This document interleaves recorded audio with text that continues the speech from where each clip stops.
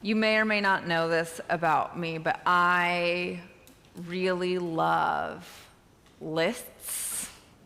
I am the person who makes a list of goals and things that I would like to do on my day off.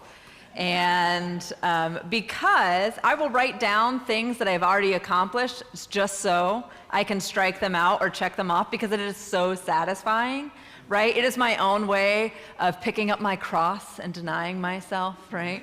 That's what I tell myself some days, and that's what I think that theology can lead to, is like the more I can check off, the more crosses I have borne for the glory of God, right?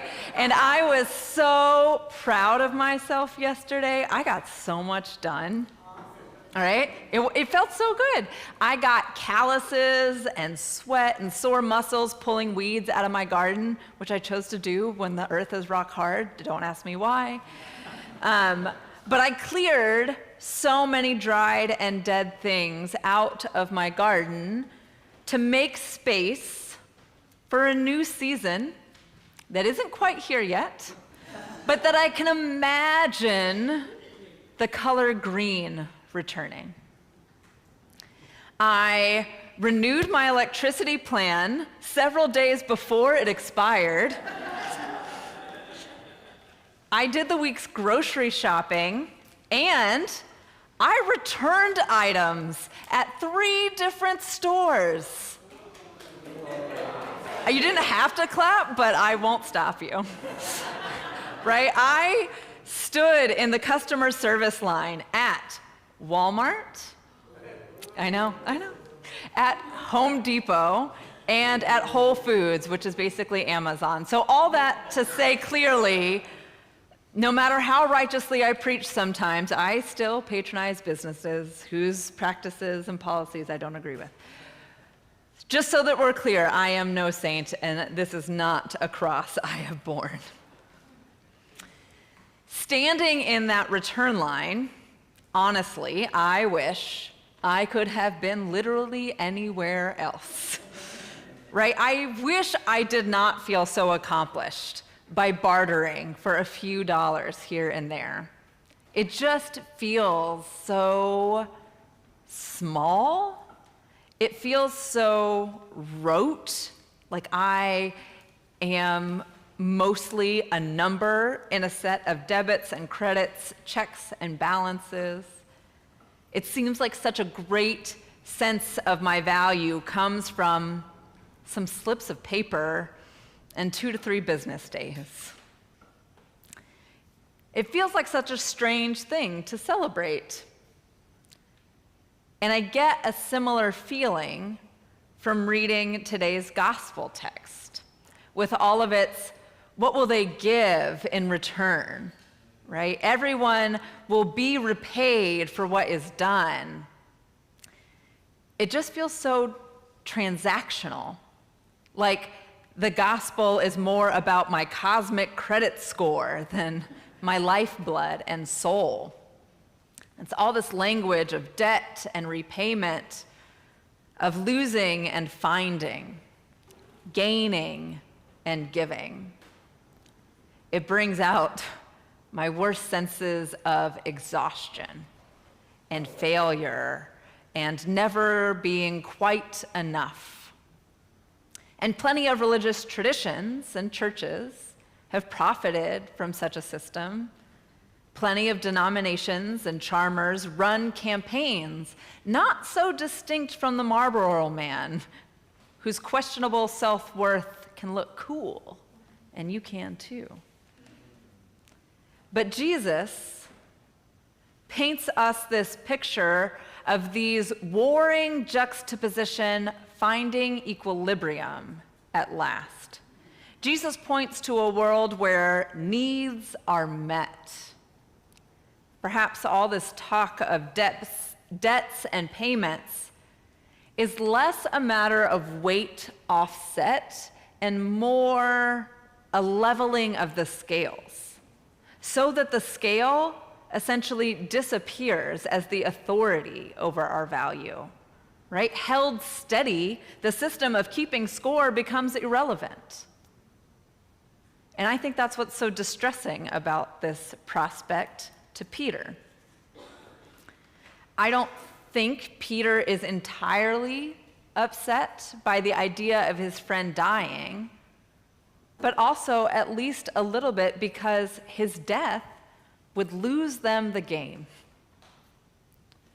I think Peter forswears this path because it would nullify Jesus' lead.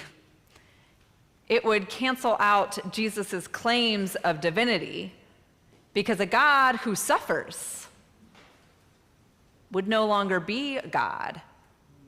So powerful was the impact of this Greek and Roman worldview on even Peter that he could not separate Christ from Caesar, the taskmaster God, a God who must obtain and maintain power at all costs, a God imagined by the mind of human things.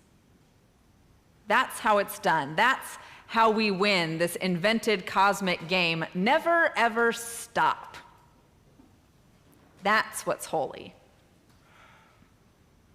It is the same theology that you could use to justify enslaving a people. From Pharaoh to Jim Crow, from Moses to Dolores Huerta.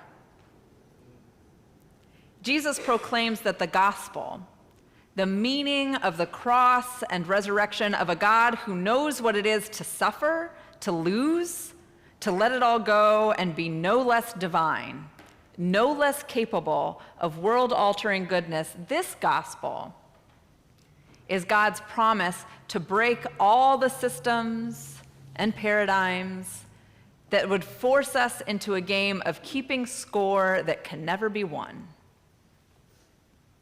as many times as it needs doing. This is holiness that makes us turn and face a new way of looking at what is valued, at what we give our attention to, at what can be possible.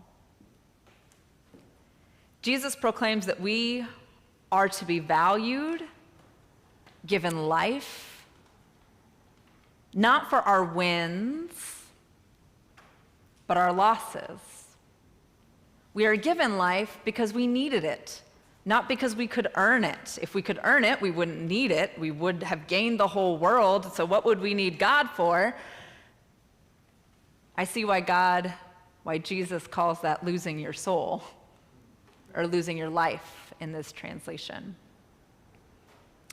Perhaps Jesus proclaims that we are valued, given life, not for the hours we work, nor the emails and calls we continue to open and take, nor how robust we can get our extracurriculars to look on our college applications, nor the countless times you submitted your resume, filled out the application, presented your project, and nothing came of it. Perhaps in Jesus, we are valued, given life, because I am who I am. Simply because God would give everything for us to know liberation and wholeness. We are worthy of divine love as we are, with all our humanity and need. Perhaps we might catch glimpses of this truth within our lifetime. Perhaps Caesar doesn't always get to call the shots. Perhaps we can know moments of such wholeness in raw and unpolished ways of being. Perhaps small kindnesses and grace remind us of this divine promise that we tend to forget. Perhaps it moves us to give as we have received. Perhaps it is enough to hope that in loss there is also love. In heartache, there is also holiness. In rest, there is still enough. And in the same old world, something entirely new is speaking and is possible. Amen.